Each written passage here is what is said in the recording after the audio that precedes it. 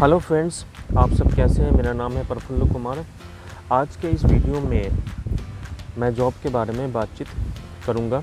दोस्तों, जब आप अपनी पढ़ाई पूरी करते हैं तो एक जॉब लेना आपकी प्राथमिकता बन जाती है। या तो आप सरकारी जॉब की तैयारी करें और किसी भी सरकारी जॉब को प्राप्त कर लें, या आप प्राइवेट जॉब में चले जाएं, प्राइवेट जॉब प्राप्त करके हर महीने पैसे कमाएं। जब आपके पास जॉब होता है और उस जॉब से जब आपकी नियमित आमदनी होती है तो घर, परिवार और समाज के लोग आपकी इज्जत करते हैं।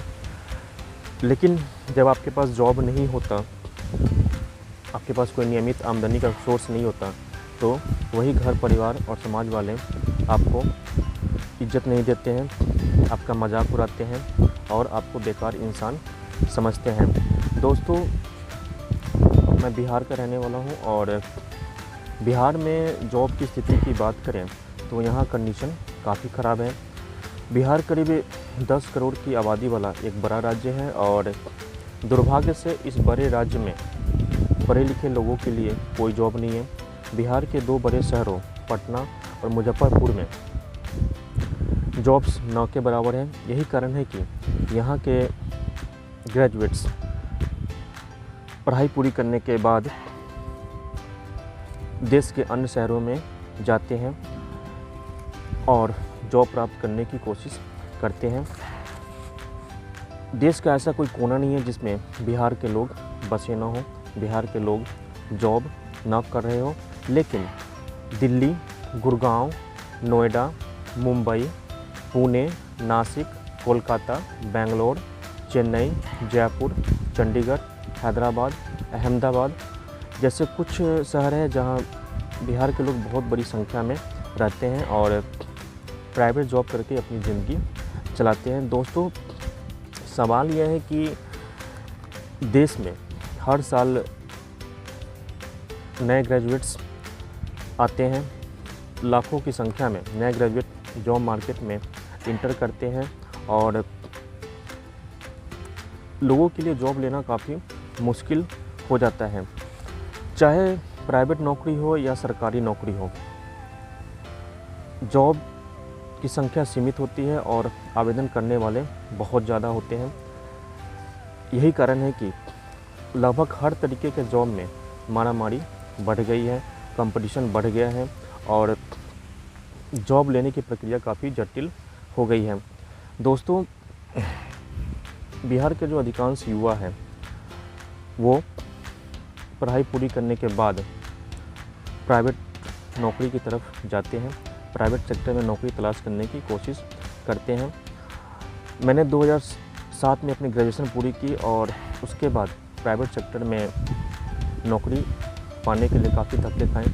मुझे जॉब लेने की प्रक्रिया की पूरी जानकारी नहीं थी, इसलिए मुझे काफ़ी स्ट्रगल करना पड़ा। दोस्तों, आज मैं आपको कुछ ऐसा टिप्स बताऊंगा जिससे प्राइवेट सेक्टर में जॉब लेने की प्रक्रिया काफ़ी आसान हो जाती है, आपको जॉब खोजने में सहूलियत मिलती है। दोस्तों, जब भी आप अपने घर से महानगरों की तरफ जाएं तो आप सबसे पहले कुछ तैयारी करें। अपने पास कम से कम 5,000 रुपये रखें ताकि आप महानगरों में रहने के दौरान अपने निजी खर्चे पूरे कर सकें। एक रिज्यूम तैयार करें। रिज्यूम आप खुद से भी तैयार कर सकते हैं या किसी को बोलकर भी तैयार करवा सकते हैं। रिज्यूम में आपका पूरा बायोडाटा होना चाहिए। आपने कितनी पढ़ाई की है, आपका क्वालिफ़िकेशन क्या है, आपकी email ID, permanent address, temporary address, सारी डिटेल्स होनी चाहिए और रिज्यूम प्रोफेशनल लगना चाहिए। रिज्यूम को देखने से एचआर या कंपनी वालों को आपके बारे में पूरी जानकारी मिलनी चाहिए। दोस्तों, जब मैं दिल्ली गया था तो मुझे जॉब लेने की अच्छी प्रक्रिया के बारे में जानकारी नहीं थी, इसलिए मुझे काफ़ी धक्के खाने पड़े। लेकिन जब भी आप महानगरों में जाएं तो जॉब आपको 2-3 तरीक़ों से मिल सकता है। पहला है रेफरेंस। रेफरेंस का मतलब है कोई ऐसा इंसान जो पहले से ही किसी कंपनी में काम कर रहा हो और वो आपको नौकरी लगवा सकता है। आप अगर किसी ऐसे इंसान को जानते हैं तो उसे बोलिए कि आपको वो कंपनी में रिकमेंड करें, और रिकमेंड करने के बाद कंपनी आपका इंटरव्यू लेती है। अगर आप कंपनी के पैरामीटर्स पर खरे उतरते हैं तो आपकी जॉब आसानी से लग जाती है। लेकिन कई बार रेफरेंस काम नहीं आता है, आपके दोस्त, आपके रिश्तेदार आपको रिकमेंड नहीं करते, उस केस में आपको जॉब लेने में दिक्कत आ सकती है। दोस्तों, प्राइवेट सेक्टर में अगर आप वाइट कॉलर जॉब करना चाहते हैं तो आपके लिए आपको कुछ स्किल्स प्राप्त करने होंगे। जैसे अंग्रेजी की अच्छी नॉलेज होनी चाहिए। आप जो भी आपका क्वालिफ़िकेशन है उसके बारे में भी अच्छी नॉलेज होनी चाहिए। जैसे आप कंटेंट राइटर हैं या आप वेबसाइट डिज़ाइनर हैं, आप डाटा एनालिसिस करते हैं, तो इस फील्ड के बारे में आपको प्रॉपर नॉलेज होनी चाहिए।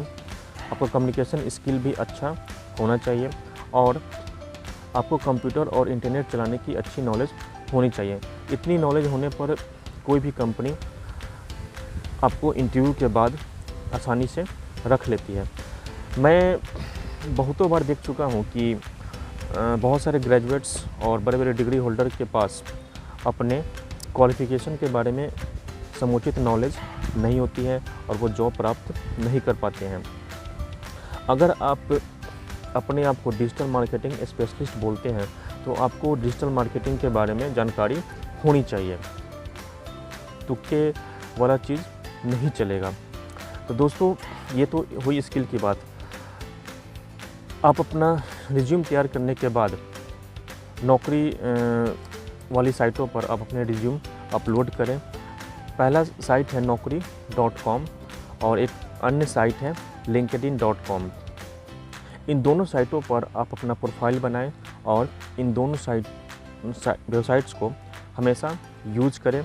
देखिए कि कौन सी कंपनी कहाँ जॉब निकाल रही है, कौन सी कंपनी में रिक्रूटमेंट चल रहा है और जॉब मार्केट में क्या क्या लेटेस्ट अपडेट हैं। लिंक्डइन और naukri.com यूज करने का एक फ़ायदा ये भी है कि आप इन दोनों साइट्स का यूज करके अपना एक प्रोफेशनल सर्किल बना सकते हैं। प्रोफेशनल सर्किल होने का फ़ायदा ये है कि अगर आपकी जॉब नहीं लग रही है या किसी वजह से आपकी जॉब छूट जाती है तो उस सर्किल में आप अपना मैसेज डाल सकते हैं और नौकरी प्राप्त करने के मौके खोज सकते हैं। दोस्तों, जब आप naukri.com और लिंक्डइन पर अपना प्रोफाइल अपडेट करते हैं तो आपको नौकरी के लिए हज़ारों कॉल्स आते हैं, बहुत सारे कॉल्स आपको मिलते हैं। उस कॉल्स में से सही कॉल का चुनाव करना, इंटरव्यू देना और सही नौकरी प्राप्त करना आपका काम है। ये चीज़ें आपको खुद सीखनी पड़ेंगी। इंटरव्यू में कैसे बोलना है, कैसे एचआर के सामने अपने आप को रिप्रेजेंट करना है, कैसे एचआर और कंपनी वालों को ये बताना है कि आप उनके लिए उपयुक्त पर्सन हो, उनके फ़ायदे का इंसान हो। अगर आप अपने कम्युनिकेशन स्किल से एचआर पर्सन को कन्विंस कर पाते हो तो आपकी जॉब आसानी से लग जाती है। मैंने बहुत बार देखा है कि लोग बराबर जॉब चेंज करते हैं। आज 10,000 का जॉब लगा, एक महीने बाद किसी कंपनी ने 15,000 का जॉब ऑफ़र किया तो उस जॉब को अचानक से छोड़ देते हैं और दूसरे जॉब में चले जाते हैं। आपको ऐसा नहीं करना चाहिए। अगर आप 10,000 की जॉब में हैं तो आप उस जॉब में कम से कम 8 महीने, 1 साल, 1.5 साल या 2 साल टिके और उस फील्ड से रिलेटेड ज़्यादा नॉलेज प्राप्त करने की कोशिश करें। अगर आपके पास नॉलेज होगा तो जॉब मिलने में आसानी रहेगी। पैसे तो ज़रूरी है ही, लेकिन पैसे का मतलब ये नहीं है कि आप हर 2-3 महीने में या हर 6-7 महीने में आप जॉब चेंज करते रहें और कंपनियों को चूना लगाते रहें। ऐसा करने से आपका प्रोफाइल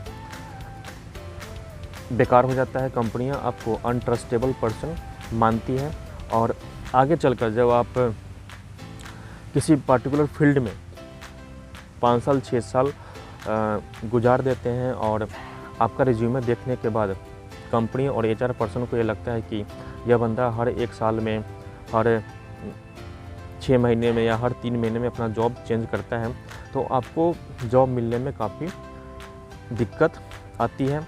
दोस्तों, प्राइवेट सेक्टर में जॉब लेना, जॉब में टिके रहना और अपने कार्यों से अपने बॉस को हैप्पी रखना एक चुनौती है। ये चुनौती, ये स्किल्स आपको खुद से सीखनी होगी। मान लो कोई बंदा आपको रिकमेंड करके जॉब लगवा भी देता है, तो जब आप जॉब पर जाते हो तो अपने कार्यों से कंपनी की डिमांड्स को पूरी करना आपका काम है।